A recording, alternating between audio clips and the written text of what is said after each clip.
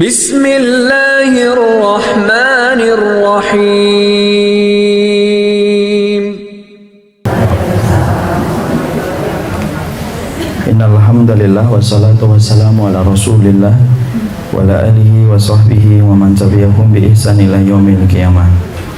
Ibu-ibu yang semoga Allah rahmati dan Allah berkahi, alhamdulillah kita senantiasa bersyukur kepada Allah atas segala kenikmatan yang Allah telah berikan dan Allah limpahkan kepada kita, sehingga dalam kesempatan hari ini Allah memberikan sedekahnya kepada kita. Dan sedekah itu bukan hanya manusia kepada manusia, tetapi di antara bentuk sedekah yaitu adalah sedekahnya Allah kepada hamba yang beriman, yang Allah pilih di antara hamba yang Allah kehendaki. Dan sedekahnya Allah itu bukan harta, bukan materi, tetapi sedekahnya Allah kepada manusia ketika manusia itu diberikan oleh Allah kenikmatan untuk beribadah, kemampuan untuk melakukan amal salih. Maka ini merupakan bentuk sedekah yang terindah yang Allah berikan kepada hamba yang beriman. Ada yang diberikan harta, materi, tetapi tidak diberikan sedekah ibadah dan amal salih. Makanya yang paling penting, sedekah, amal salih dan ibadah itulah yang kita perlukan dalam hidup, karena perkara itu menjadi modal utama kita mendapatkan kenikmatan dalam kehidupan kita di akhirat. Tetapi kita juga harus paham, sesungguhnya orang yang merespon sedekah yang Allah berikan itu ada dua. Ada yang pertama merespon dengan keikhlasan. Artinya ketika dia diberikan kesempatan beribadah, dia merespon dengan keikhlasan sampai semua perkara yang dia lakukan itu dalam ibadah. Tidak ada yang dia tuju dan tidak ada yang diharapkan kecuali ridhanya Allah. Ada yang kedua, meresponnya dengan tidak adanya keikhlasan. Kalau ada yang merespon dengan tidak adanya keikhlasan, maka berujung pahit dan tragis, dia akan dimasukkan ke dalam neraka. Walaupun di dunia dia diberikan kesempatan untuk ibadah. Makanya ada mujahid masuk neraka, ada seorang ustadz masuk neraka, dan seorang ahlul ilmi. Ada pula orang yang sedekah masuk neraka. Kenapa? Karena ketika mereka diberikan sedekah jihad, sedekah berdakwah, sedekah belajar, dan ketika mereka diberikan sedekah untuk mampu berinfak kepada orang yang tidak mampu, dia melakukannya bukan dengan keikhlasan. Dan Allah paling benci kepada hamba yang melakukan sesuatu tanpa adanya keikhlasan, kecuali Allah membenamkan mereka ke dalam kehinaan neraka, karena Allah tidak mau disamakan dengan penilaian dan pujian manusia. Inilah yang menjadikan kita, kalau kita diberikan sedekahnya sampai kita berkumpul pada majelis ilmu, maka sesungguhnya semoga kita senantiasa mampu merespon sedekah yang Allah berikan dengan keikhlasan. Dan ikhlas itu kewajiban selama hayat masih dikandung badan, dan kita senantiasa dituntut ikhlas sampai kita menutup mata. Semoga ustadz yang menyampaikan adalah orang yang mengerti bagaimana beratnya ikhlas, dan semoga ibu-ibu adalah orang yang paham betapa sulitnya ikhlas ketika kita beramal, dan semoga keikhlasan itu yang menjadikan amal kita diterima oleh Allah Subhanahu wa ta'ala. Ibu-ibu yang semoga bersabar dan selalu bersabar. Saya tadi qadarullah pagi hari mau berangkat sekitar jam 8, tapi tiba-tiba qadarullah bapak dalam keadaan sakit dadanya, sehingga kemudian saya harus ngurut dan yang lainnya mengkondisikan apakah perlu dibawa ke dokter atau enggak. Tapi alhamdulillah tadi beliau sempat istirahat dan baru berangkat sekitar jam 9. Dan qadarullah kita tahu ya, bahwasanya jalanan di Jakarta adalah jalanan kesabaran. Jadi akhirnya sampai di sini melewati batas waktu sampai 1 jam. Tapi Allah memberikan takdirnya, dengan diberikan keterlambatan ini ada satu hikmahnya, bahwasanya Allah tahu jamaah di Taman Honda adalah orang yang sabar. Aminnya kelihatannya tidak ikhlas banget ya. Semoga kita diberikan keikhlasan insya Allah.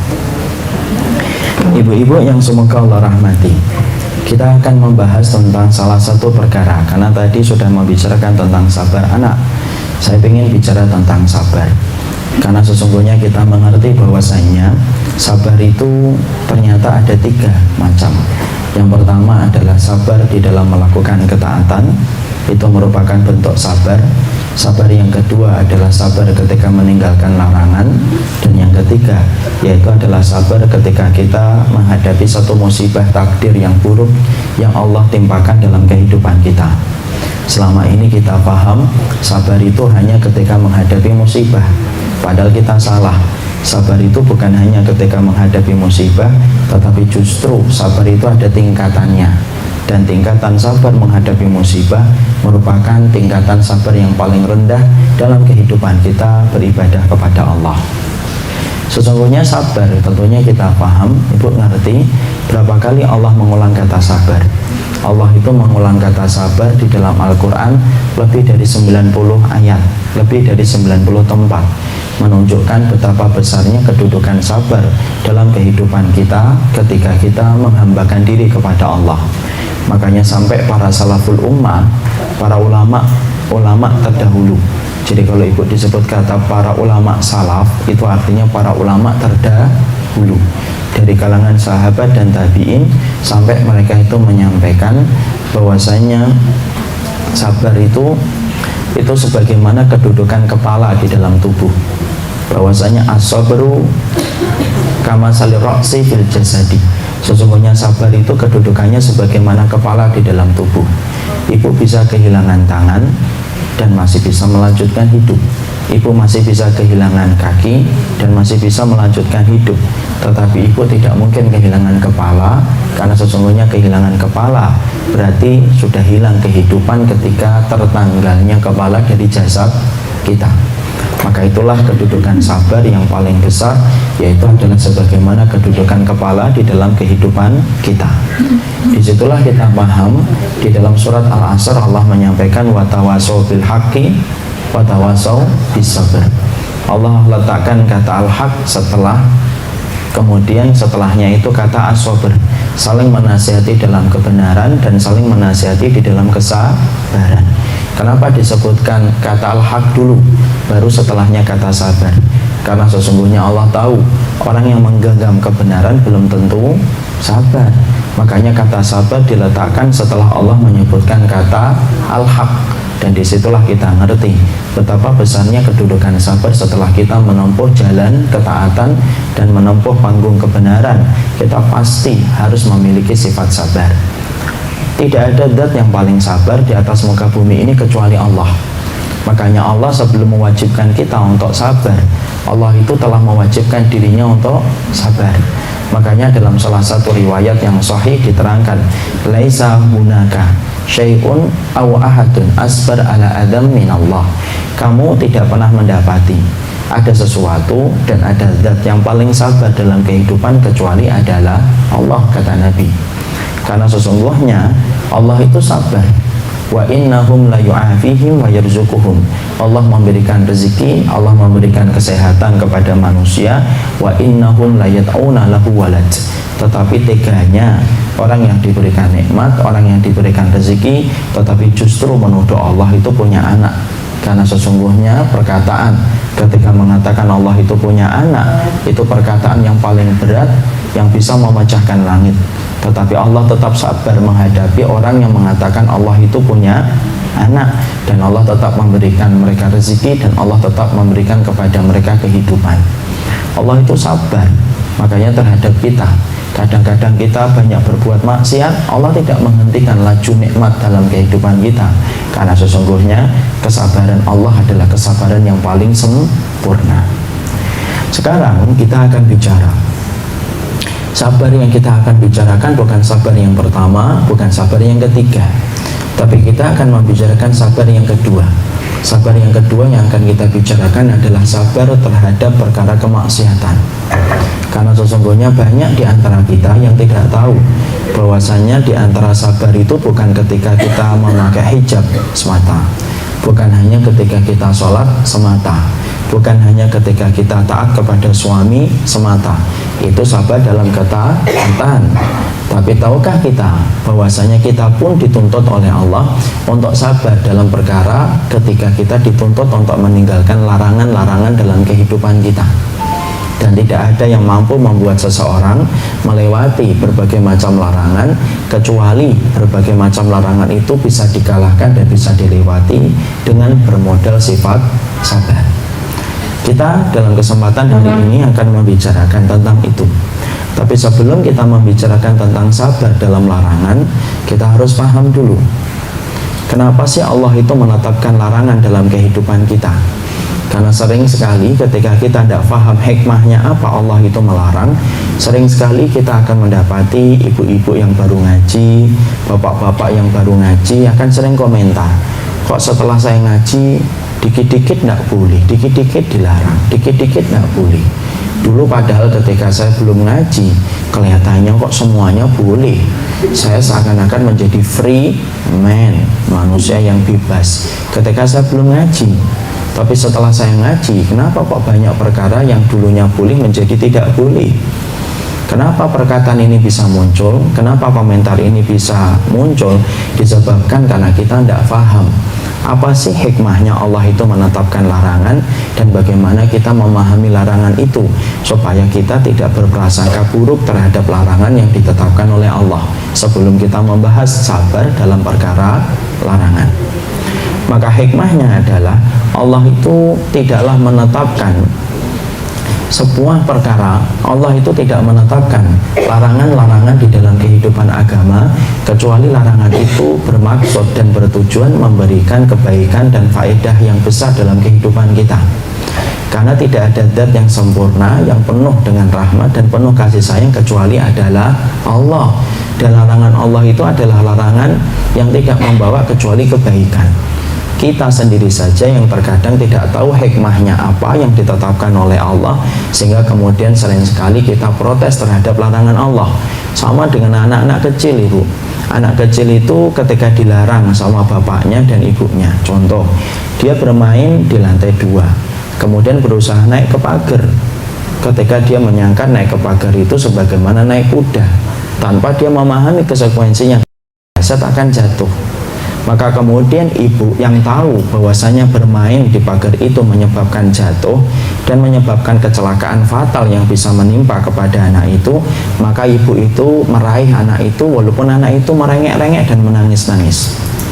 Kenapa anak itu menangis? Karena ilmunya tidak sebagaimana ilmunya ibunya, bahwasanya dia belum paham konsekuensi kepleset itu menyebabkan kepalanya terbentur dengan lantai dan bisa menyebabkan kecelakaan fatal. Yang dilakukan sang anak biasanya apa? Mengekspresikan larangan itu dengan tangisan ketika dia diganggu kesenangannya.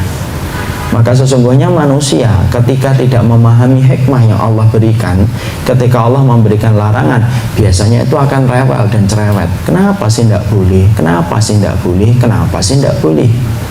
Padahal kemudian kita harus paham, Allah itu kalau melarang, larangan Allah itu tidak lahir dari kebodohan, larangan Allah itu tidak lahir dari sifat dolimnya Allah, tetapi sebaliknya larangan Allah itu selalu lahir dari sifat ilmunya Allah dan hikmahnya Allah yang panjang, tidak sebagaimana ilmu yang kita miliki dan tidak sebagaimana apa yang kita pandang. Disitulah kita paham, kalau ibu dilarang, kalau kita dilarang menjadi hamba, maka larangan itu tidak bermaksud kecuali menjaga kita dari segala perkara kerusakan. Sama kalau ibu ketika naik ke puncak Bogor, maka di pinggir-pinggir jalan petugas marka kemudian menyediakan pagar-pagar pembatas di pinggir jurang, dikasih doplet yang mana bisa hidup ketika di waktu malam ketika dengan sorotan lampu. Kenapa dikasih itu? Supaya setiap pengguna jalan ngerti di balik pagar pembatas itu ada jurang yang dalam.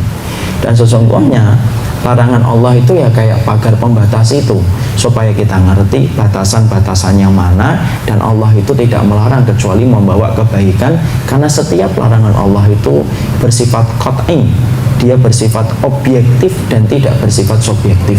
Dan larangan Allah itu relevansinya dalam setiap zaman, dan sesungguhnya larangan Allah itu tidak bersifat relatif. Kalau larangan manusia kan relatif, ibu. Manusia di sini ngelarang ini, di sana pada manusia yang lainnya beda lagi larangannya. Dan ingat loh, larangan manusia itu terkadang penuh dengan nafsu dan penuh dengan niatan pribadi. Ibu masih ingat gak dulu yang orang-orang Jawa? Orang Jawa itu biasanya kita dapati ada tipe orang tua, kalau pas makan ayam, kan ada bagian ayam yang paling empuk, namanya apa? Brutu, yang bagian belakang. ya, bagian belakang. Mungkin ada yang tahu bruto ya, bagian belakangnya ayam. Orang tua dulu sering bilang jangan makan bruto. Kenapa? Bodoh ya. Padahal kemudian tidak bermaksud untuk bodoh. Makanan itu dilarang karena ibunya pengen makan bruto, karena itu yang paling enak. Di situ kita mendapati larangan manusia itu sangatlah subjektif dan relatif. Sesungguhnya larangan manusia itu adalah larangan yang sifatnya terkadang tidak bermaksud untuk memberikan kasih sayang, tapi larangan manusia itu terkadang untuk melampiaskan nafsu-nafsu yang tersembunyi ketika dia melarang itu kepada orang lain. Tapi beda dengan Allah. Larangan Allah itu tidaklah bersifat kecuali kebaikan, penuh dengan ilmu, penuh dengan hikmah, dan tidak memberikan kebaikan apapun kecuali adalah kebaikan. Disitulah kita paham larangan itu adalah perkara yang baik. Larangan itu merupakan perkara yang baik yang Allah tetapkan supaya kita ngerti apa yang harus kita mengerti dalam kehidupan, batasannya itu apa, karena segala sesuatu pasti ada batasan. Hidup enak itu ada batasan. Contoh, kalau kamu ingin hidup sehat, ada larangan. Semakin kita ingin sehat, larangannya semakin banyak. Coba kalau ibu 40 tahun mau ngelirik jeruan, sudah mulai mikir-mikir. Mau ngelirik santan, sudah mulai mikir-mikir. Kemudian ketika habis makan langsung tidur, mulai mikir-mikir. Kenapa? Ibu tahu konsekuensi hidup sehat itu harus banyak larangan yang ditinggalkan. Kalau kemudian orang tua ingin sehat tapi nggak mau memperhatikan larangan, tidak akan sehat dia. Contohnya dia sudah punya kecenderungan asam urat, makan emping dan selalu ngomong saya itu nggak bisa jauh dari emping. Ya silahkan aja, tapi konsekuensinya apa? Ya rasain kalau kemudian tiba-tiba asam uratmu kambuh.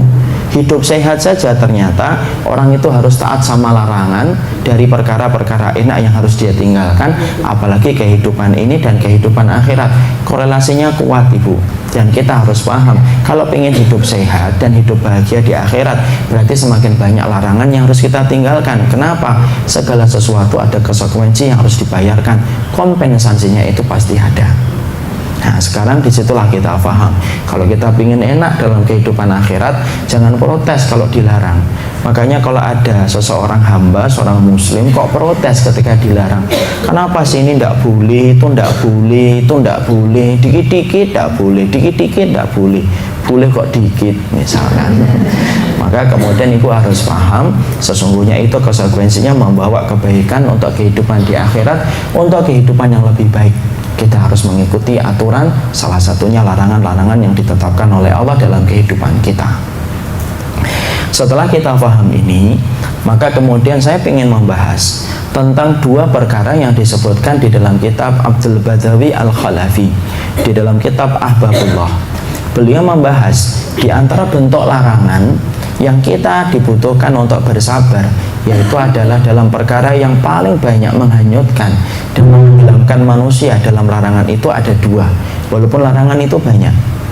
Jadi walaupun larangan itu banyak, tetapi sebenarnya pada hakikatnya larangan itu yang paling banyak menenggelamkan manusia. Dalam perkara larangan itu dua. Tapi sebelum saya menyampaikan itu, saya ingin sampaikan sebentar kisah nyata ibu, bagaimana ada orang yang mereka itu tidak mentaati larangan tetapi berakibat pahit dalam kehidupannya. Ibu tahu di antara larangan yang Allah berikan di dalam sunnah, yaitu adalah ketika kita mendapati bahwasanya ipar itu maut. Ipar itu maut ibu, ipar itu kematian. Artinya apa? Sesungguhnya ipar yang kita miliki, hati-hati, dia bukan mahram, dia bukan orang yang menjadi keluarga terdekat kita, tetapi kedudukan ipar itu sebagaimana kedudukan tetangga, sebagaimana kedudukan teman SMP, sebagaimana kedudukan teman SMA. Artinya apa? Maka sesungguhnya jerat-jerat cinta bisa terjalin, dan sesungguhnya mereka kalau meninggal pasangannya bisa dinikahin sama kemudian iparnya. Disitulah makanya banyak orang yang tertipu dengan kata-kata ipar, disangkanya ipar itu sudah selayaknya mahram. Tahu ibu, ada sebuah kisah nyata yang terjadi di daerah Saudi. Ketika ada seorang ikhwan yang multazim, dia sudah paham tentang agama, ngerti bahwasanya ipar itu adalah kematian. Dia tinggal di satu rumah, kemudian rumah itu bersama istrinya. dan dia tahu harusnya secara syar'i dia tidak boleh mengumpulkan istrinya dengan adik kandungnya. Kenapa? Karena akan menjadi fitnah. Karena bagaimanapun adik kandung saya, kakak kandung saya, bisa nggak dia cinta kepada istri saya dan senang sama istri saya? Bisa, namanya syaitan. Maka kemudian ternyata setelah dia paham tentang itu, bukannya dia memperhatikan larangan itu, dilabrak larangan itu atas nama perasaan dan prasangka. Alah, ndak apa-apa. Kita kan sering tertipu dengan kata-kata alah, ndak apa-apa. Hanya kemudian anak itu iparnya dimasukkan ke dalam rumahnya, tinggal bersama dia sampai singkat ceritanya apa yang terjadi, iparnya, adik kandungnya berzina dengan istrinya sampai punya anak. Dan ketika dia baru tahu itu, kemudian dia baru menyadari betullah apa yang dikatakan Nabi, sesungguhnya ipar itu adalah kematian. Di situ kita paham ya, itu salah satu contoh larangan itu merupakan sesuatu yang sifatnya dipasang oleh Allah, karena Allah mengerti apa yang tidak kita mengerti, Allah tahu apa yang tidak kita tahu, Allah melihat apa yang tidak kita lihat. Makanya husnudzon sama Allah kalau dilarang. Jangan kayak anak kecil yang rewel ketika diambil sama ibunya. Orang dewasa ketika dilarang kok cerewet dengan larangan, sesungguhnya dia anak bayi yang tidak paham apa-apa, nangis, cerewet dan rewel ketika ibunya menahan diri dari sesuatu yang membahayakan dia. Nah, itulah yang menjadikan kita memahami pentingnya kita untuk memahami larangan. Nah, sekarang sabar dalam larangan itu, maka kita akan membahas sabar dalam larangan itu. Ada dua perkara yang paling banyak menjerumuskan seseorang di dalam kerusakan, di dalam penyimpangan. Apa sabar di dalam penyimpangan dan kerusakan yang paling banyak menyeret manusia sampai dia tidak mampu sabar dalam larangan itu? Tapi yang jelas larangan itu banyak, dan kita hanya menyebutkan dua, bukan membatasi bahwasanya larangan itu hanya dua. Tapi larangan itu ada banyak, dan kita menyebutkan dua larangan karena kita ngerti dua larangan ini adalah larangan yang paling banyak menyebabkan manusia tidak mampu bersabar. Sekarang larangan yang disebutkan oleh beliau dalam kitab tersebut itu apa? Yaitu yang pertama adalah zina, yang kedua adalah kemudian riba. Kita akan bahas itu. Jadi dua perkara yang paling banyak dilabrak larangan Allah, yaitu adalah yang pertama adalah perkara zina, yang kedua itu adalah perkara riba. Dan larangan ini adalah larangan yang paling genit untuk menggoda kehidupan manusia, dan banyak orang yang mampu sabar dalam perkara khamar, sabar dalam perkara-perkara dosa-dosa yang lainnya, tetapi dia tidak mampu sabar ketika menghadapi dua larangan yang dianggap biasa padahal dia tidak biasa di hadapan Allah, yaitu adalah zina, yang kedua itu adalah riba. Sekarang kita bahas yang pertama.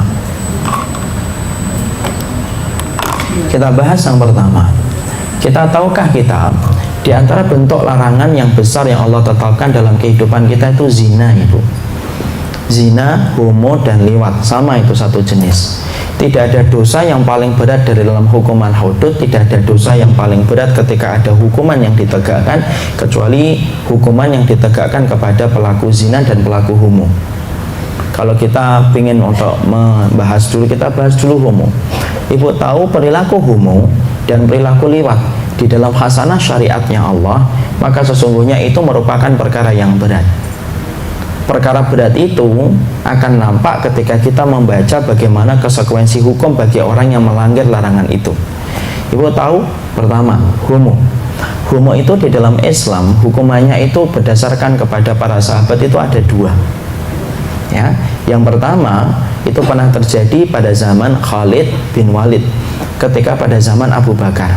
Pada zaman Abu Bakar ada sebuah gerakan murtad, Musailamah al-Kadzdzab. Maka Abu Bakar itu mengutus satu pasukan Khalid bin Walid.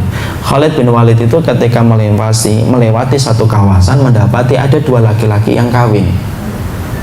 Ditangkap sama Khalid bin Walid, kemudian dimasukkan dalam penjara untuk diputuskan apa hukuman bagi dua orang ini yang lancang dan biadab melakukan pernikahan sejenis. Maka karena Khalid bin Walid tidak tahu, dan para sahabat adalah orang yang paling teliti terhadap ilmu dan hati-hati terhadap fatwa, dikirimkan surat melalui kurir kepada Abu Bakar. Kemudian dikatakan oleh Khalid bin Walid, ya Amirul Mukminin, sesungguhnya aku menemukan dua laki-laki yang kawin di satu tempat. mereka berada pada tahananku. Hukuman apa yang harus aku putuskan untuk mereka? Abu Bakar ibu adalah seorang sahabat besar, dan salah satu di antara tanda kesolehan orang adalah tidak gampang memberikan fatwa dan tidak gampang mengucapkan sesuatu kecuali berdasarkan ilmu. Abu Bakar itu mengumpulkan seluruh sahabat yang masih ada. Kemudian setelah dikumpulkan, Abu Bakar nanya, ini Khalid bin Walid ini nemukan orang kawin dalam satu tempat, laki-laki dengan laki-laki, maka hukumannya apa? Masing-masing para sahabat memberikan, yaitu memberikan fatwa, diginikan, dibeginikan, dibeginikan. Tapi di antara yang paling berat dan paling disetujui oleh mayoritas sahabat saat itu adalah perkataan dari Ali bin Abi Thalib. Ali bin Abi Thalib berpijak kepada dalil yang disampaikan oleh Nabi, la'anallah man amila qawma Lutin. Sesungguhnya laknatnya Allah bagi satu kaum yang mereka itu melakukan amalan sebagaimana amalannya penduduk Lut, atau penduduknya kaumnya Nabi Lut. Maka kemudian Ali bin Abi Thalib berkata, tidak ada hukuman bagi mereka yang paling pantas untuk memberikan efek jera bagi setiap orang untuk ngerti betapa dahsyatnya perilaku homo dan perilaku liwat, kecuali satu, ya Amirul Mukminin. Apa itu? Dibakar. Ya. Dan datanya kemudian fastasyara, dan kemudian Abu Bakar itu betul-betul akhirnya apa? Direnungkan, difikirkan, dan tidak ada satu ulama, dan di antara tidak ada satu sahabat yang mengingkari itu, kecuali akhirnya sama. Diambillah kemudian itu keputusan dari Ali, dan akhirnya dua orang itu dibakar untuk memberikan efek jera kepada orang. Ada dua pendapat. Yang kedua, pendapat yang datang dari Ibnu Abbas radhiyallahu anhu. Ibnu Abbas itu ketika beliau ditanya tentang hukuman liwat, Ibnu Abbas itu mengatakan tidak dibakar dia itu. Hukumannya harus sama sebagaimana hukuman yang ditetapkan oleh Allah bagi penduduk Lut. Ibu tahu bagaimana Allah menghukum penduduk Lut? Penduduk Lut itu ini satu desanya orang yang melakukan homo, kemudian diangkat oleh malaikat tinggi sekali sampai terdengar suara lolongan anjing mereka, dibalik dia, kemudian diempaskan, kemudian dilemparin batu dari atas. Itu kata Allah Subhanahu wa ta'ala. Maka kemudian berpijak dengan itu, maka kemudian Ibnu Abbas itu berkata, sesungguhnya hukuman yang pantas bagi pelaku homo dan pelaku liwat, yaitu adalah ketika mereka dibawa ke tempat yang tinggi. Kalau di tempat kita mana tempat yang tinggi itu? Monas, BNI 46, paling pucuknya itu. Kemudian dilemparkan dan didorong dari belakang. Setelah didorong dari belakang, kemudian jatuh ke bawah, kemudian dari atas dilemparin batu. Karena itulah hukuman yang Allah berlakukan kepada kaumnya Nabi Lut. Dan itu kemudian dua hukuman ini sudah sepakat kita. Dua hukuman ini sudah membuat kita bergidik ketakutan, dan kita sepakat kalau besarnya hukuman itu diberikan itu karena besarnya kebencian Allah dan kemurkaan Allah dalam perkara itu. Ibu kalau mendapati anaknya berbuat nakal, tapi nakalnya wajar, ibu paling-paling jewernya pun dengan kasih sayang. Tapi kalau ibu mendapati anak ibu itu nakalnya kebangetan, maka biasanya hukuman jewer itu ibu akan berikan. Ibu akan memberikan hukuman yang lebih berat lagi. Kalau ditanya, Bu kok kenapa sampai hukumannya seberat itu? Nakalnya sudah kebangetan ini. Makanya kita lihat tidak ada hukuman yang paling berat kecuali hukuman yang Allah berlakukan kepada perilaku liwat dan perilaku zina, ibu. Padahal ibu tahu kalau dibandingkan dengan perilaku hukuman hudud, hukuman hudud adalah hukuman yang Allah berlakukan kepada orang yang membunuh. Apabila keluarga yang terbunuh tidak bisa memaafkan, maka kemudian dia dibunuh. Maka kemudian bagaimana? Diletakkan dalam kondisi ketika dia kayak semacam sujud, dipersiapkan kemudian pedang, apun kemudian pedang yang tajam, pisau yang tajam, kemudian sekali tebas putus kepala. Dan itu tidak dirasakan kecuali sebentar saja. Tapi hukuman ini tidak berlaku kepada hukuman liwat. Kenapa hukumannya seberat itu? Karena tingkat kemurkaan Allah kepada perbuatan homo dan liwat itu bukan sesuatu yang sifatnya remeh. Sama pula dengan zina, ibu. Ibu tahu zina?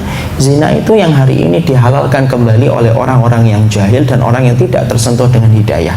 Sesungguhnya hukuman zina itu bukan sesuatu yang ringan. Kalau kita kemudian membaca di dalam syariatnya, kita akan mendapati hukuman zina itu apabila orang itu sudah menikah, maka dia ditaruh di dalam lubang, disisakan sisa kepalanya. Ketika disisakan sisa kepalanya, kemudian dipersiapkan batu, dan batu yang dipersiapkan untuk melempari orang yang dirajam ketika dia sudah berzina dan dia sudah menikah sebelumnya, maka kemudian batunya itu tidak boleh batu yang gede, yang sekali dijatuhkan pecah kepala, keluar isi otaknya, tidak. Tetapi kemudian batu yang dipersiapkan batu-batu yang sedang, yang mana ketika dilempari per satu dibiarkan dulu, kemudian tunggu dulu. Kenapa? Supaya dia merasakan rasa sakit dan perih sebagaimana dia merasakan kenikmatan yang tersebar di seluruh urat syarafnya ketika dia berzina. Karena kalau orang itu berzina, kata para ulama menerangkan apa? Yaitu seluruh urat syarafnya merasakan kenikmatan dari ujung kepala sampai kemudian ujung jempolnya. Makanya hukumannya semisal dan sejenis dengan kenikmatan yang dia peroleh ketika dia berzina. Makanya hukumannya dilemparin batu dengan batu yang sedang, supaya dari ujung kepala sampai ujung jempolnya dia merasakan perih sebagaimana kenikmatan yang dia rasakan seluruh sendi syarafnya ketika dia mencampuri perempuan dan mencampuri laki-laki yang bukan mahramnya. Nah, disitulah kita paham, ternyata zina itu bukan sesuatu yang ringan. Tetapi alangkah sedihnya kita hidup pada satu zaman ketika orang begitu gampang menghalalkan tentang masalah zina.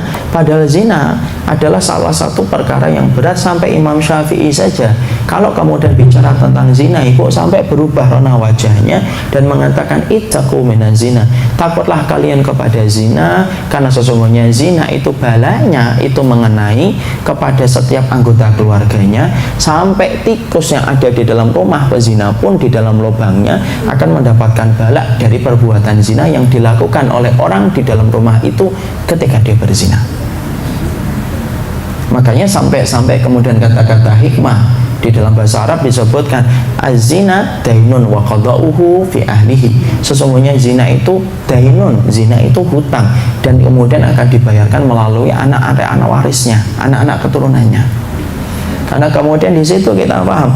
Makanya di dalam Islam betul-betul ibu, semua syariat itu dipakai supaya menutup celah bagaimana seseorang itu tidak sampai melakukan zina.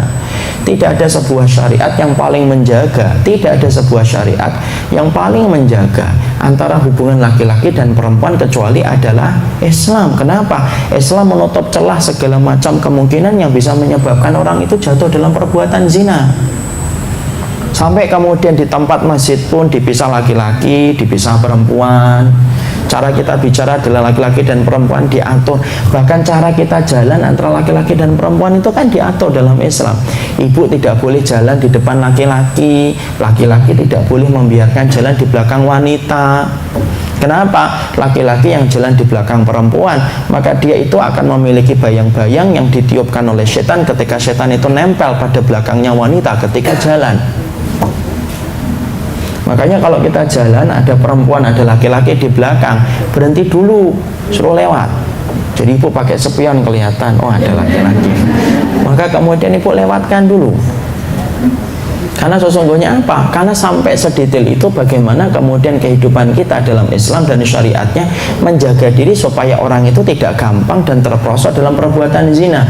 Semuanya itu dibuat ibu, karena Allah tahu rapuhnya manusia ketika sudah dihinggapi dengan sebuah tarikan yang bernama zina antara laki-laki dengan perempuan. Makanya sampai dalam Islam kita mendapati dalam pernikahan itu digampangkan betul dalam pernikahan dalam Islam, yaitu adalah bagaimana perempuan itu dan laki-laki cuma butuh mahar, ijab kabul, 2 orang saksi, kemudian adanya wali, sudah. Kemudian pernikahan itu menjadi sah. Kenapa segampang itu Allah memudahkan urusan pernikahan dalam kehidupan kaum muslimin? Karena sesungguhnya semangatnya sunnah dan semangatnya syariat itu menjaga dan mencegah kita dari perbuatan yang paling dibenci oleh Allah, yaitu adalah perbuatan zina, ibu. Tidak ada cairan, tidak ada air yang paling najis, lebih najis daripada air liurnya anjing, kecuali airnya laki-laki yang tumpah sebelum adanya akad ijab kabul. Dan tidak ada rahim yang paling kotor di antara manusia kecuali rahimnya seorang wanita sampai tersentuh dengan airnya seorang laki-laki yang jatuh sebelum adanya ijab kabul. Makanya saking bencinya Allah sampai Allah menetapkan hukuman seberat itu kepada pelaku zina. Sampai kalaupun kita punya budak, ibu, kalau budak kita berzina 1 kali, kemudian 2 kali sampai berzina, Nabi mengatakan jual budakmu itu dijual walaupun tidak ada harganya. Karena apa? Karena Nabi tahu bagaimana konsekuensinya ketika zina itu sampai berlaku kepada majikannya dan yang ada di dalam rumah itu.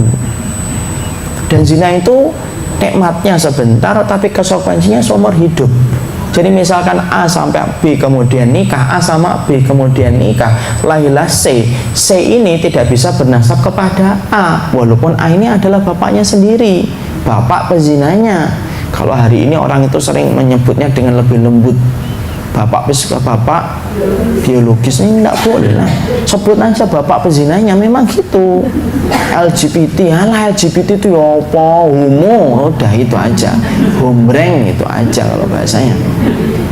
Maka kemudian A sama B kalau kemudian sudah terjadi, maka kemudian C kemudian tidak bisa bernasab kepada A, dan konsekuensinya panjang sampai nanti urusan ketika C ini misalkan perempuan, maka kemudian nikah, A ini tidak bisa menikahkan C. Sampai sepanjang itu, iya. Walaupun kemudian kita sampai akhirnya kemudian bertobat, tobatnya kamu antara kamu dengan Allah, tapi tidak menghapuskan bekasnya ketika itu sudah terbentuk menjadi seorang anak putri atau anak laki-laki. Makanya ada salah satu jamaah ibu, ketika saya menyampaikan tentang masalah zina, karena kemarin kita menyorot masalah homo itu, akhirnya saya panjang nerangin. Ada itu seseorang keluar dari masjid ngambilin saya, dia bilang anak saya putri Ustaz, anak kelas 3 SMP, dan saya akui anak itu terjadi dan tercipta sebelum saya menikah. Anak saya nanti kalau kemudian nikah, saya nggak boleh nikahin Ustaz. Nggak boleh Pak. Nangis tumpah air mata beliau, saya peluk dia. Saya kalau bisa ngerubah hukumnya saya rubah Pak, tapi saya tidak bisa ngerubah hukumnya. Dan itulah konsekuensi yang harus kita tempuh. Karena sesungguhnya memang zina itu bukan perkara yang ringan, perkara berat betul dia dalam hadapan Allah. Makanya kalaulah setiap orang ngerti ini, Masya Allah, sesungguhnya kalau setiap anak-anak kita diberikan pengertian ini, akidahnya benar, sesungguhnya fenomena gunung es ketika menyorot tentang masalah zina itu tidak perlu terjadi. Anak ibu ngeri sekali membayangkan anak SMP, anak SMA, ibunya dalam keadaan susah payah mendoakan, memberi yang layak, memberikan minuman dan pakaian yang layak, bapaknya kerja dari jam 5 pagi sampai jam 7 sore, jam 7 malam, tapi ternyata anaknya perempuan sampai dizinai sama seorang laki-laki, pulang membawa bala untuk bapaknya, membawa bala untuk ibunya, dan anaknya tidak merasa berdosa. Kira-kira kita mikirkan kehidupan keluarga itu di hadapan Allah kayak apa? Wong tikus di dalam rumah itu aja mendapatkan bala kok, kata para ulama. Makanya disitulah kita kemudian ngerti, ternyata mungkin kita akan mengatakan alhamdulillah Ustaz kalau saya enggak. Ya mungkin ibu enggak, insya Allah moga-moga terjaga. Tapi yang kita bicarakan tentang kondisi putra dan putri kita ini loh. Karena sesungguhnya kesabaran kita ketika menghadapi zina itu mungkin tidak sama dengan kesabaran putra putri kita ketika mereka hidup pada zaman yang sangat berbeda dengan kita. Kenapa saya sorot masalah ini? Supaya kita ini menjadi orang yang paham kehidupan ibu menjadi madrasah, bukan hanya kehidupan ibu ketika memberikan pakaian yang layak, menjaga putrinya ibu sampai dia suci dan solihah sampai dia pernikahan, itulah kewajiban yang paling besar. Dan kita paham loh, kalau kita memiliki 2 putri sampai kemudian mendidiknya solihah sampai dia menikah, tidak ada ibu penghalang kecuali penghalang itu yang akan menghalangi ibu dari api neraka. Tapi kita lihat kan hari ini zina di mana-mana, dan itu betul-betul merusak dalam kehidupan. Bahkan kemudian kita sampai kita mendapati fenomena hari ini, gratifikasi itu tidak hanya diberikan melalui uang, gratifikasi itu diberikan dalam bentuk wanita. Coba, sampai ada seorang ikhwan itu cerita, ada seorang ikhwan yang keluar mundur dari satu pekerjaan. Pekerjaannya itu sebenarnya itu pekerjaan halal gitu loh. Tapi kemudian ketika saya mengatakan dan keberatan, ngapain antum keluar dari situ, akhi? Ustaz tidak tahu apa yang saya urus. Antum urus apa sih? Yang saya urus tuh gimana orang itu Ustadz? Kalau kemudian ngurus proyek, kemudian saya mempersiapkan hadiahnya untuk bapak yang kemudian itu, dan ternyata gravitasi itu apa? Perempuan. Dia yang mesenin, kemudian mendatangkan ke kamar, kemudian bagaimana tidak ketahuan orang, tersembunyi di tempat-tempat yang tersembunyi. Masya Allah itu. Satu dek membayangkan, antum yang sampai segitunya, iya. Jadi bukan isapan jempol. Saya tuh bayangkan, kalau setiap orang itu ngerti bagaimana hukuman yang Allah berikan kepada zina, dia akan berpikir 1000 kali untuk kemudian berzina. Kenapa? Zina itu hutang, dan yang akan dibayarkan melalui anak keturunannya. Ya, makanya disinilah yang menjadikan akhirnya kita memahami betul. Makanya sabarnya orang dalam zina itu betul-betul sabar yang dipuji oleh Allah. Perhatikan Ibu, Yusuf itu ketika beliau dilemparkan ke sumur tua, Yusuf ketika dilemparkan ke sumur tua, sabar atau tidak sabar Yusuf itu? Sabar. Dia sabar sampai menjadi budak, sampai kemudian terlunta-lunta di Mesir, itu Yusuf. Tapi sabarnya Yusuf ketika dia itu dibuang oleh saudaranya tidak banyak disebutkan oleh Allah dalam surat Yusuf. Yang paling banyak disebutkan oleh Allah tentang kisahnya Yusuf itu apa? Sabarnya Yusuf ketika digoda seorang wanita ketika akan melakukan zina. Itulah sabar yang sangat dipuji oleh Allah. Makanya Syekhul Islam Ibnu Taimiyah sampai beliau berkata, sabarnya Yusuf ketika dibuang ke dalam sumur tua itu kalah kedudukan dan keutamaannya dibandingkan sabarnya Yusuf ketika mampu menahan gejolak hatinya dan rasanya ketika dia digoda dengan istri sang raja yang mengajak dia berzina. Itulah sabar yang dipuji oleh Allah dan diabadikan dalam ronong sejarah. Sampai hari ini kita membaca dalam Quran. Ya, karena memang Masya Allah sabar dalam zina itu merupakan perkara yang dicintai oleh Allah. Makanya inilah yang menjadikan kita memahami. Masya Allah, ingat Ibu, zina itu prosesnya itu tidak instan. Zina itu kalau kita perhatikan itu tidak instan. Zina itu pasti ada pemicunya awal, kemudian ada proses-prosesnya jalan, terus proses itu sampai akhirnya terjadinya zina. Kenapa? Setan ngerti orang itu tidak mungkin zina langsung. Kalau mau bunuh bisa instan, ya atau tidak? Orang kemudian di pinggir jalan, kemudian saling melotot, marah, gejolak nafsunya muncul, kemudian membawa parang, saling membunuh, insidentil, bisa, instan, bisa. Tapi kalau zina itu tidak bisa. Zina itu pasti ada prosesnya. Dari mata bertemu mata, turun ke empedu, ya kan? Kemudian akhirnya terjadilah apa yang terjadi. Makanya kemudian Wahab bin Munabbih menceritakan tentang seorang laki-laki. Wahab bin Munabbih rahimahullah ta'ala sampai menceritakan tentang seseorang yang kemudian mereka itu berzina. Itu dari sesuatu yang sifatnya remeh. Ada ahli ibadah.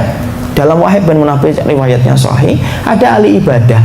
Ahli ibadah ini kemudian hampir setan itu hampir gagal untuk kemudian menjadikan dia itu tersesat.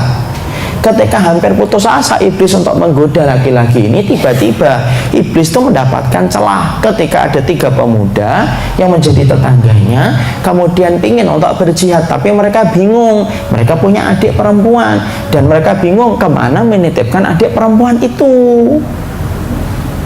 Dia bingung kemana menitipkan adik perempuan itu. Maka kemudian mereka berpikir musyawarah dan mereka berkata, tidak ada tempat yang paling cocok, kita titipkan ke orang yang ahli ibadah ini. Kita titipkan kepada ahli ibadah ini. Ketika kemudian akhirnya mereka sepakat tuh menitipkan ke ahli ibadah itu. Kemudian ahli ibadah itu pertama kali nolak, enggak. Tapi kemudian ternyata terus didesak. Akhirnya apa? Mereka berkata, kalau kami tidak nitipkan kepada dirimu, kepada siapa lagi kami nitipkan?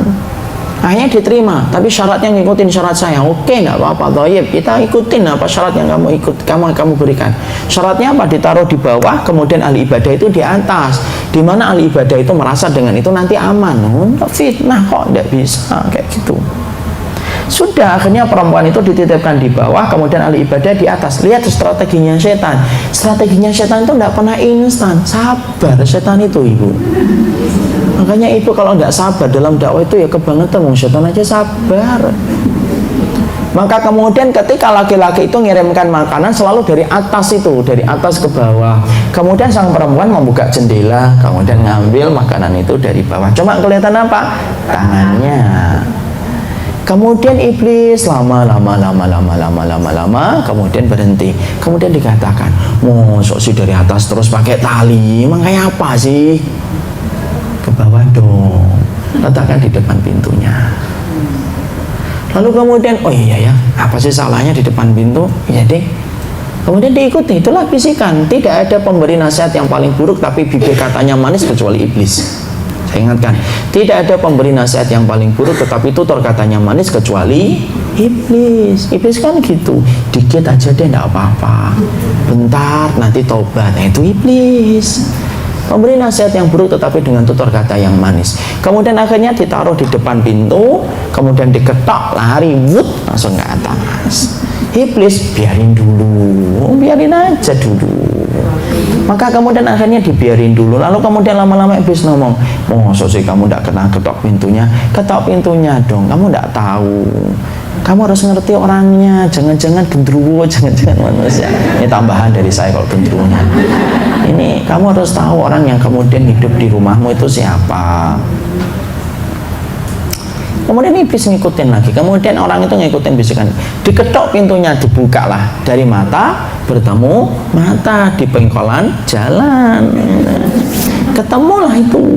Lalu kemudian akhirnya mulai tertarik. Dibiarkan dulu, ketemu aja langsung ke atas. Ketok pintu, buka dulu, ketemu dulu ke atas. Terus dibiarin dulu. Kemudian iblis setelah sekian lama ngomong lagi, masa sih kemudian kamu biarkan gitu? Coba deh ngobrol-ngobrol, coba deh masuk ke rumah, sampai akhirnya apa? Terjadilah zina, sampai kemudian mengandung, sampai akhirnya kalut, sampai akhirnya dibunuh perempuan itu. Singkat ceritanya sampai ahli ibadah itu menjadi murtad gara-gara masalah fitnah antara laki-laki dan perempuan. Disitulah kita paham, itulah yang kita paham, itulah zina. Kita bicara dalam konteks ketika ibu hari ini menjadi pendidik bagi keluarganya. Anak insya Allah husnudzan, walaupun selalu berpegang dan mintalah pertolongan sama Allah ibu. Ya saya insya Allah lah ibu-ibu adalah orang yang pandai menjaga. Tapi yang kita bicarakan ini tentang anak-anak ini. Sabarnya anak-anak ketika menghadapi genitnya godaan zina itu tidak sebagaimana sabarnya ketika kita dulu di waktu kondisi yang jauh lebih baik. Kondisi kita itu dulu tahun 70-an ibu, ada laki-laki boncengkan perempuan itu aib, betul. Kalau sekarang itu beda. Kalau sekarang itu kemudian bahkan ketika naik motor itu lebih rapat daripada suami istri. Karena apa? Karena kemudian kondisinya sudah kemudian menjadikan orang itu gampang untuk berzina. Makanya Masya Allah, inilah yang menjadikan kita harus paham loh. Inilah kewajiban kita, bagaimana kemudian kita ngerti. Sampai anak kita sampai melakukan zina dan tidak sabar menghadapi larangan ini, disebabkan karena berbagai macam sebab. Entah karena kita lalai memperhatikan unsur akidah, lalai memperhatikan intinya sunnah dalam kehidupan mereka, sampai mereka menganggap zina itu adalah dosa kecil. Masya Allah, berarti kita telah membuka pintu rumah kita supaya kita terkena asapnya balak dalam kehidupan dunia dan kehidupan akhirat kita. Dan siapa yang paling rugi? Bapaknya susah payah tetapi ternyata rahim putrinya sudah kemudian terkena dengan air yang paling najis. Siapa yang paling rugi? Bapaknya ketika anak laki-lakinya tetapi berani menumpahkan airnya pada saat ketika belum terjadinya ijab kabul. Masya Allah, balaknya itu sampai kapan itu? Apalagi terlebih kalau dia nggak bertobat, malah membanggakan itu di hadapan teman dan komunitas dia. Makanya inilah yang menjadikan kita, Masya Allah ya, hari ini ibu, ketika ibu punya putra dan punya putri, menjaga mereka supaya mereka tetap suci dalam pernikahan itu merupakan sesuatu yang menjadi ujian kesabaran bagi ibu dan bapak. Makanya kadang-kadang saya berpikir, apa karena saya belum diberikan keturunan itu salah satunya karena hikmahnya ini gitu loh. Karena memang berat gitu loh. Karena ibu tidak hanya menikmati bagaimana kenikmatan ketika ibu di majelis taklim. Alhamdulillah kita syukur ketika ibu sudah menikmati prosesnya ketika hadir di majelis taklim. Tapi tugas terberat ibu bukanlah ketika hadir di majelis taklim, tapi tugas terberat itu bagaimana ibu menjaga betul putra dan putrinya supaya mereka suci sampai kemudian pernikahan. Dan itu tugas yang paling berat. Iya, kenapa? Ibu harus mengalahkan perasaan. Makanya tadi saya sampaikan, musuhnya kita itu sebenarnya perasaan. Musuhnya kita itu perasaan sebenarnya. Kita tidak enak sama anak, sudah kemudian 20 tahun, tiba-tiba dia punya teman laki-laki, kemudian kita memaklumi dengan sebuah kata-kata mantra dari setan. Alah zamannya sudah gitu. Itu mantra setan itu. Dan akhirnya kita membiarkan dan kita kemudian membiarkan itu. Ternyata bisa jadi zinanya seorang anak nanti ketika ditelusuri oleh Allah dalam hisab bisa jadi panjang loh. Kenapa? Tidak ada pengadilan yang paling detail kecuali pengadilannya Allah. La yughadiru shaghiratan wala kabiratan illa ahsaha. Sesungguhnya pengadilan Allah itu yang kecil atau yang besar akan ditampakkan oleh Allah ibu. Ibu tahu nggak, pengadilan negeri di Indonesia, Jakarta Pusat, kalau ngadilin entah itu kemudian pelaku narkoba atau terorisme, itu selalu pertanyaannya detail. Ini kamu dapat dari mana? Barangnya siapa? Dibeli dari siapa? Kamu kenalnya dari mana? Bagaimana aksesnya? Bagaimana komunikasinya? Terus dikorek itu pengadilan manusia, apalagi pengadilan Allah. Bisa jadi kemudian ada seseorang laki-laki dan perempuan muda ketika dia berzina, kemudian ketika dihisap oleh Allah, ditelusuri itu dalam hisapnya Allah yang detail, sampai ketemunya itu apa? Ternyata bapak ibunya itu menjadi kontributor sampai terjadinya zina itu. Kita kan tidak. Kenapa? Karena pengadilan Allah itu detail. Pengadilan Allah itu detail. Ya. Makanya inilah yang menjadikan kita tutup segala celah kesabaran, tutup segala celah yang bisa menjadikan ini keburukan ini. Makanya kemudian menjadikan anak kita, kemudian ketika sudah punya bahasa, sampai saya ini, maaf ini kalau mungkin kita tidak sepakat ibu, tapi sampai saya melihat, kalaupun anak kita muda, kemudian masih muda, masih belia, tapi kalau kemudian sudah ingin untuk menikah, nikahkan itu lebih baik daripada dia jatuh dalam perbuatan zina. Dia kan belum punya penghidupan, Ustaz. Kadang-kadang kan kita ngomong, nanti mau makan apa, mau makan batu. Loh, apa kita tidak ingat Bu, kita dulu juga makan batu kan? Yang ngasih rezeki itu kan Allah. Dan bisa jadi yang kita bisa berikan itu apa? Ya sudahlah, suami kita memberikan rezekinya, memberikan nafkahnya, yaitu kepada anak kita, supaya anak kita itu kemudian sampai dia dimampukan oleh Allah untuk bekerja. Biarkan kita yang nyukupin dulu, berbagi dengan mereka selama anak kita itu terjaga dari api neraka. Kenapa? Fungsinya harta kita itu bukan kita tumpuk untuk kita nikmati di masa tua. Fungsinya hartanya kita dan suami kita itu untuk menjaga keluarga kita dari api neraka. Saya salut deh ibu, teman saya dulu, ada teman saya itu keluarganya, ya saya khusnudon, ini keluarganya ngerti syariat, menikah muda 19 tahun. Ketika dia ketemu saya di fakultas syariah sudah punya anak. Nah saya tanya, antum ketika muda semudia itu, sebelia itu, antum sudah punya penghasilan enggak akhi? Belum akhi. Terus gimana? Iya bapak itu tiba-tiba nanya, kamu sudah siap nikah nak? Sudah sering kepikiran enggak perempuan? Iya sudah. Bisa ditahan enggak dengan puasa? Mentok bi, enggak bisa. Ya sudah, kemudian akhirnya abinya, karena abinya ini punya di Sulawesi ini, abinya punya pesantren ibu, abinya punya pesantren, dipilihkan itu santriwati itu, kemudian milih, ternyata cocok antara santriwati, cocok anaknya cocok, akhirnya nikah. Belia dia ngomong, abi saya nyukupin saya, ngasih nafkah itu. Dan saya pikir, kenapa kita harus malu kalau kita harus melakukan itu? Bukankah itu jauh lebih baik dengan menjaga anak kita dari api neraka? Kenapa? Api yang paling banyak melalap kehidupan manusia itu salah satunya api yang ditimbulkan dari perbuatan zina. Ya kan? Makanya kemudian inilah yang menjaga kita. Makanya ibu cerewet lah, tidak apa-apa cerewet itu, dibilang cerewet, tapi kemudian kita menjaga putra dan putri kita dari perbuatan yang bisa menyebabkan kita pun akan diseret oleh Allah ketika membiarkan itu. Maaf ya ibu, saya ini kadang-kadang heran gitu, ada ibu-ibu sudah ngaji, anaknya diajak laki-laki kok diem gitu loh, kecuali ibunya sudah protes, sudah menyatakan keberatan, tapi anaknya tidak bisa dibilangin, itu di luar kemampuan, tidak bisa kita salahin. Tapi kadang-kadang kita memaklumi gitu loh, apalagi terkadang kita itu juga memberikan akses gitu loh, mau diajak, Bu, anaknya kemana, makan, ya sudah, sebelum jam 9 pulang. Seakan-akan sebelum jam 9 itu iblis itu tidur gitu loh. Dibiarkan kemudian di dalam mobilnya berduaan gitu. Kemudian akhirnya ibu apa rela atau kemudian akan memperkenalkan anak ibu dan memberikan izin anak ibu dengan seseorang yang belum pasti menjadi suaminya. Padahal kita tidak ngerti apa saja yang telah dilakukan kepada anak kita. Kenapa? Tidak ada laki-laki solih ibu kalau kecil. Tidak ada laki-laki solih kalau dia sudah bersama perempuan, kecuali apa? Tumbuh tanduknya itu di atas kepala. Kan itu fitrahnya gitu. Makanya kenapa dalam syariat ini dijaga betul, dalam Islam itu kayak gitu ibu.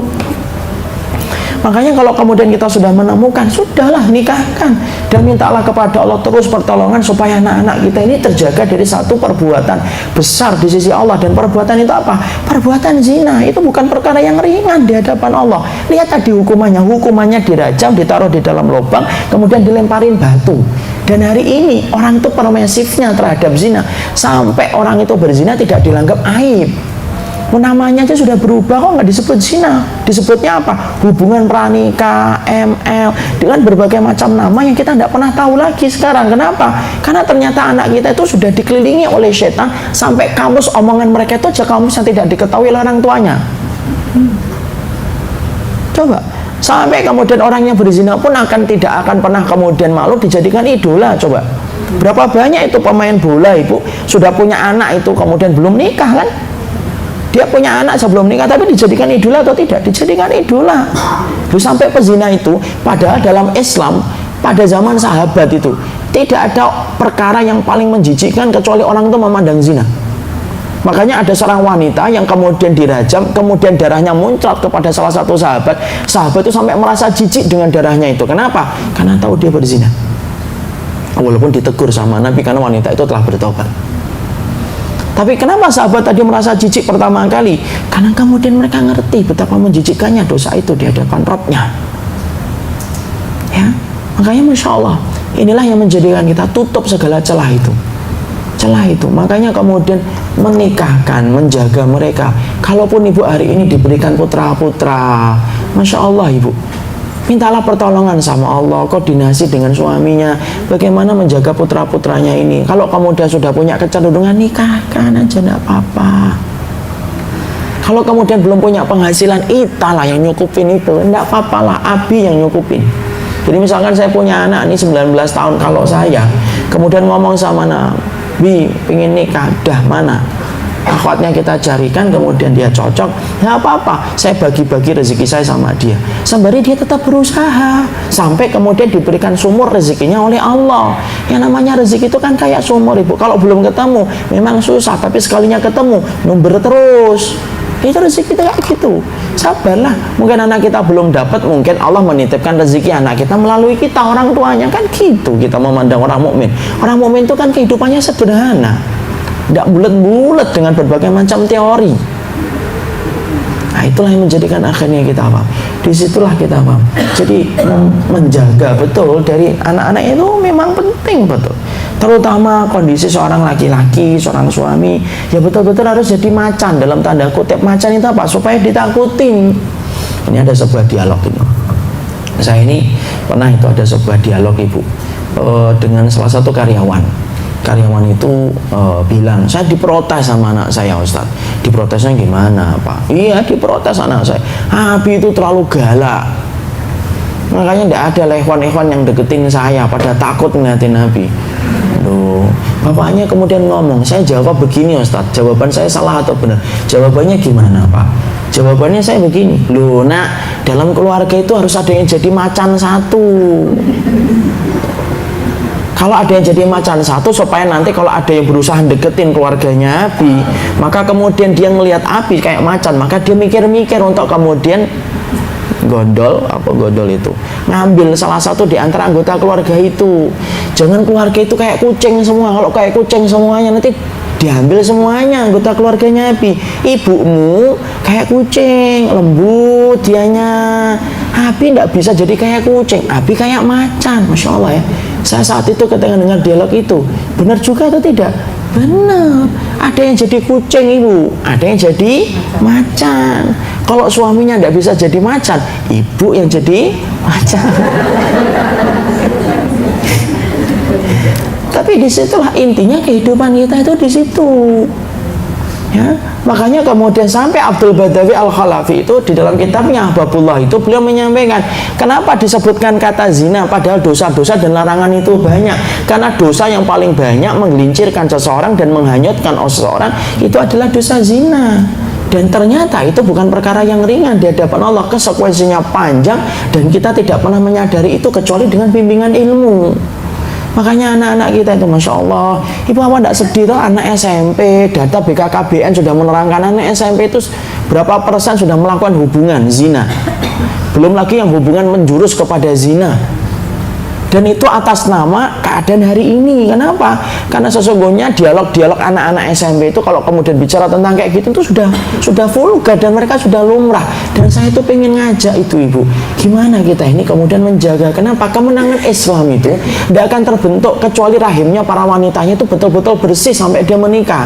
Kalau kita gagal mewujudkan rahim yang bersih dari sesuatu yang najis, keturunannya macam apa Ibu? Dan yang kita kemudian khawatirkan apa? Keturunan-keturunan kita akan ketemu dengan keturunan pezina yang tidak bertobat sampai punya anak. Kemudian kayak apa ketika bertemu dengan anak-anak kita? Kenapa? Penyakit buruk itu kadang nular. Coba, ibu dapetin putrinya 2, kemudian sholihah, menutup hijabnya semenjak balik, sampai ibu menikahkan dia dalam keadaan terjaga. Itu tidak ada balasannya kecuali ibu dihalangi dari pintu api neraka. Kenapa? Besarnya kedudukan itu di sisi Allah Subhanahu wa Ta'ala. Makanya kemudian inilah yang menjadikan akhirnya kita paham. Yang pertama yang kita harus ngerti, jangan kemudian kita gampangan tentang ini. Jaga betul. Kenapa? Termasuk larangan yang paling banyak menjerumuskan seseorang itu ya larangan dari perkara zina. Suaminya didoakan, karena kemudian bisa jadi suami kita baik, tapi kemudian lingkungannya yang tidak baik. Dan saya kaget ketika dikatakan gratifikasi itu ya untuk bapak-bapak. Coba, Masya Allah, ya kok tega gitu loh. Coba kalau seseorang itu sebelum berzina dia mikir kalau itu anaknya, terus gimana coba. Makanya kemudian efektif ketika Nabi mengingatkan ada satu orang yang datang kepada Nabi, kemudian ngomong sama Nabi, Muhammad, saya masuk Islam, mau masuk Islam, tapi tidak ada perkara yang paling saya senengin kecuali zina. Nanti tolong kalau saya masuk Islam, kalau saya sudah masuk Islam, tolong izinkan saya zina. Nah, coba, saya kan masuk Islam, kenapa gitu? Karena tidak ada yang paling saya senengin kecuali adalah zina. Kemudian Nabi berkata, sini, kamu punya ibu atau enggak? Punya putri? Punya saudari? Punya. Bagaimana kalau kemudian putrimu, ibumu, saudarimu, anakmu dizinai sama orang, kira-kira kamu gimana? Oh, saya bunuh laki-laki yang berzina dengan ibu saya, anak saya. Samalah, sebagaimana kamu tidak ridho apabila keluargamu dizinai sama orang, orang pun tidak ridho apabila anggota keluarganya kamu zinai. Diam. Dan kemudian apa? Langsung asyhadu an la ilaha illallah wa asyhadu anna muhammadan abduhu wa rasuluh. Dan orang itu berkata, sahabat itu berkata, sebelum aku ketemu Rasulullah, tidak ada perkara yang paling aku senangi di atas muka bumi ini kecuali zina.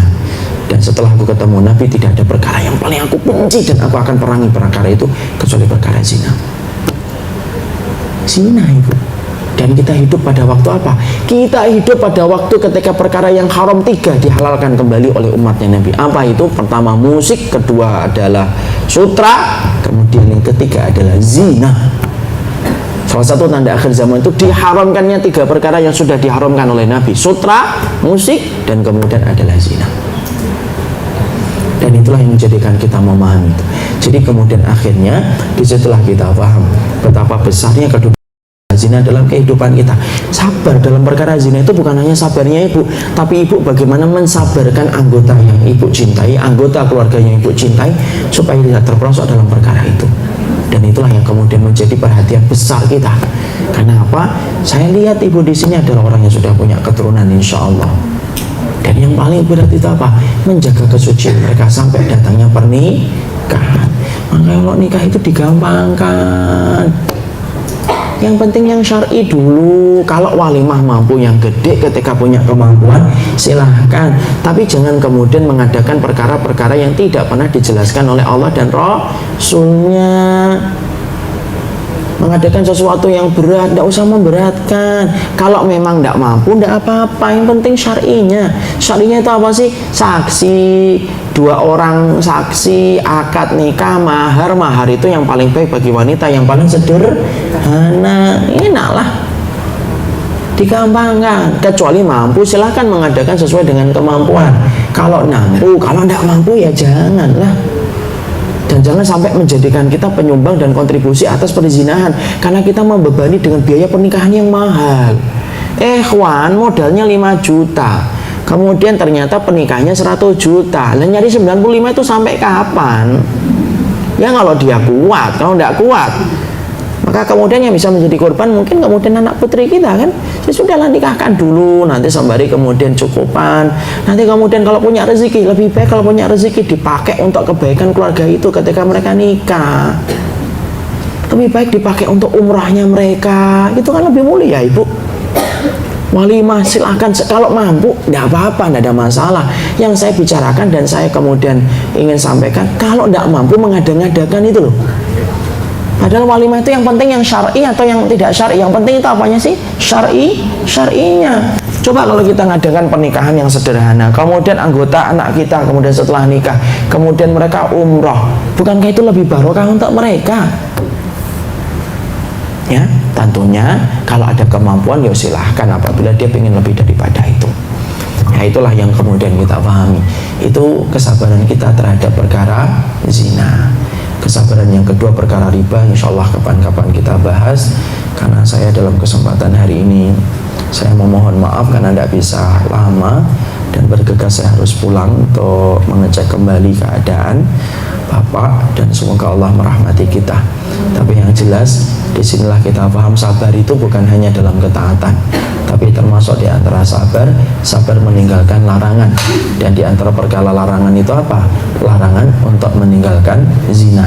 Ada dua dosa yang paling banyak menyebabkan manusia itu terseret dan manusia itu terperosok. Yang pertama adalah dosa zina, yang kedua adalah dosa riba. Kawan-kawan kita bahas, kenapa sih dosa riba itu kok paling banyak menggoda dan genit untuk menyesatkan manusia?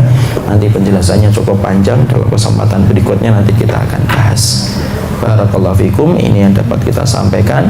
Tidak ada pertanyaan atau ada pertanyaan? Ada pertanyaan silahkan. Tidak ada. Alhamdulillah, mungkin kita siap-siap makan siang. Ya, saya agak sebentar karena memang dari pagi belum makan, Ibu ya. Jadi mungkin ini yang dapat saya sampaikan dalam pertemuan kali ini. Semoga Allah memberikan keberkahan. Semoga tadi 1 jam menunggunya diganti oleh Allah dengan yang lebih baik. Semoga aminnya tulus, datang dari hati yang paling dalam. Bercanda. Subhanakallahumma wa bihamdika asyhadu an la ilaha illa anta astaghfiruka wa atubu ilaika. Assalamualaikum warahmatullahi wabarakatuh.